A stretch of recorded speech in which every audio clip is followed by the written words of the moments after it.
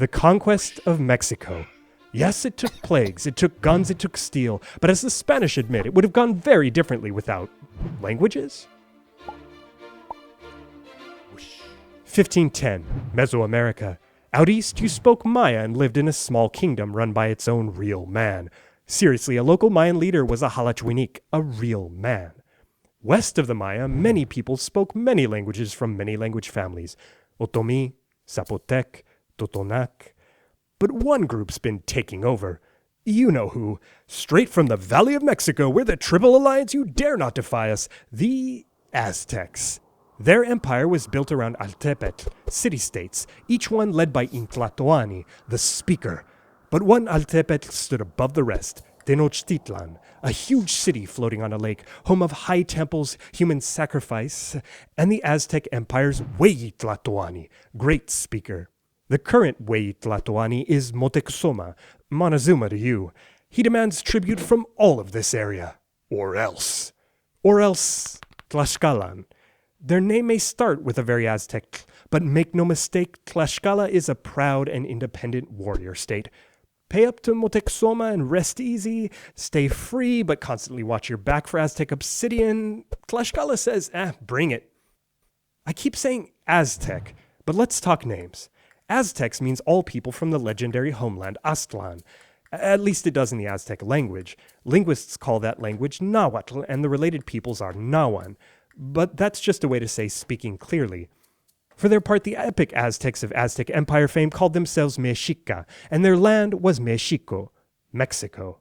But while we're over here debating terminology, the bearded men start to arrive from the east, and events unfold that will conspire to put Nahuatl and Maya into the hands of Mexico's conquerors. 1511. A shipwrecked Spanish crew washes up on the coast of the Yucatan and is captured by Mayans. 2 will survive. Aguilar, a friar, and the sailor Guerrero. 1513. Tabscob.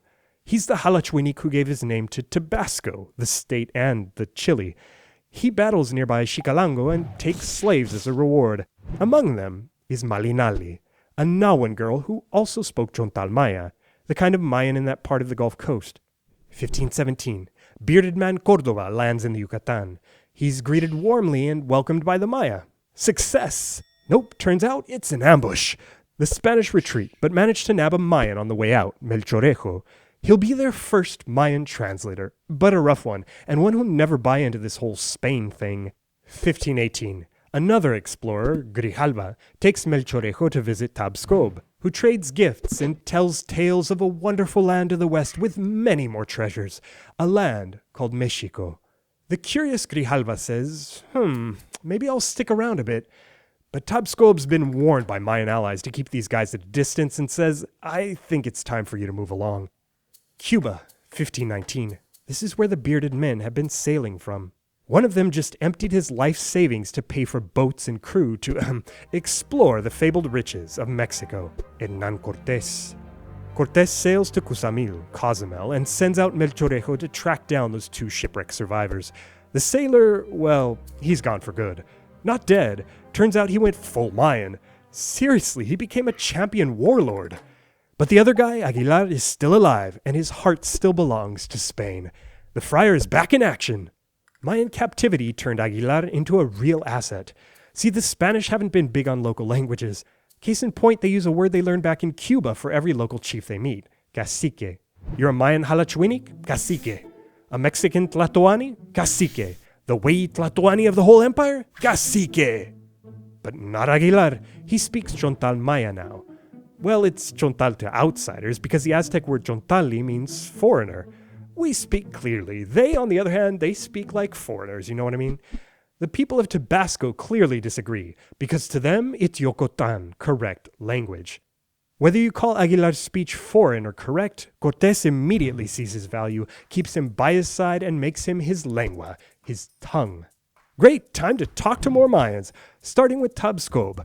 But I don't think his town's taking to the idea of even more bearded men showing up. Seriously, these guys again? No thanks. They put up quite a fight. But with a little Mayan intel and a big display of horsepower, the Spanish defeat them in the Battle of Centla. Tabscob buries his dead and hands over a bounty that includes that woman Tabscob captured in 1513, Malinali. This woman has a way with words. Not only can she speak with Aguilar, she knows the Mexican language. Also, too many names. Malinali took a Spanish name, Doña Marina, which got translated back into Nahuatl with an honorific suffix, tzin, Malintzin. That came back into Spanish as Malinche, which is how she's still remembered in Mexico. Whew. Cortés now has a strategy. He and Aguilar speak Spanish to each other. Aguilar turns to Malintzin and speaks Maya, and Malintzin uses Nahuatl with the Aztecs. Until she eventually learns Spanish, then sorry Aguilar, you're out. Go Team Lenguas! Why the long chain of communication though? Why can't Aguilar just pick up some Aztec? Because Classical Nahuatl and Chontal Maya come from two completely distinct language families. It's like Chinese and English, sort of. See, there's a unique linguistic mixing that happened in Mesoamerica, but that's so cool I'll save it for another video. With his lenguas always by his side, Cortés begins to unravel the resentment beneath the surface. See, I don't know how you pictured it, but this is not going to be a small band of Spaniards standing alone against an empire. Success hinges on flipping allies. Lots and lots of allies. That's where Team Lenguas comes in. Spain flips the Totonacs. They downplay infighting and scuttle their own ships to go all in. They learn of Tlaxcala. They dare to enter Tlaxcala. The ferocious Tlaxcalan warriors put up a major fight, but the Spanish impress the cacique and earn themselves a deeply loyal ally against the Mexica. The enemy of my enemy is my Malintzin. Flipping towns and butchering others, this allied crew pushes on to Tenochtitlan. Knock knock, Montezuma. And in November of 1519, Montezuma opens. They enter the biggest, the most impressive city they've ever seen. The way Tlatoani is carried out to them, and Team Lenguas makes history in an awkwardly gracious meeting between worlds. Montezuma then launches into a flowery Nahuatl that's up for interpretation, but I think will come back to haunt the city. Take the word for city-state from earlier, Altepetl. It literally means water hill. Now listen to this line from Montezuma. In Matzin, in Motepetzin. Matzin and Motepetzin have the same roots water and hill, plus the same formal tzin at the end of Malintzin. It's your water, sir, and your hill, sir. He's symbolically offering the city to Cortés. Well, to Master Malinche. See, the Aztecs are addressing Team Lenguas not as Cortés, but as Malintzin. They even painted the pair side by side in their own codices, with her as the speaker. From here, the history of this conquest turns more tactical than linguistic. Cortés takes Montezuma hostage. Months of puppet rule are broken by a brutal Spanish attack during the holiday of Toxcat. That unleashes an Aztec uprising, which ends in the death of Montezuma and many, many Spaniards and allies as they flee the city. Regrouping in Tlaxcala, Team Lenguas secures more reinforcements and performs a linguistic trick. See, Cortés interpreted Montezuma's poetic speech in Matzin in Motepetzin as him handing the empire over. If Spain was the rightful master, that makes the Aztecs officially a people in rebellion. Thus follows the vengeful recruiting of even more allies and the outbreak of a major plague. The empire shatters into basically a civil war in central Mexico that implodes into a final siege on Tenochtitlan. A siege that lasts the summer of 1521, costs hundreds of thousands of lives, and ends with the city in ruins. Cuauhtémoc, the final Wey Tlatoani, is spared, only to be executed by Cortés a few years later. Before his death, he speaks out with Aztec defiance. "O Captain Malinche, long have I understood, have I known your false words." Duplicity. Today in Mexico, that's the kind of sting that the name Malinche has. Malinchista, you'd trade your own culture for a taste of something foreign.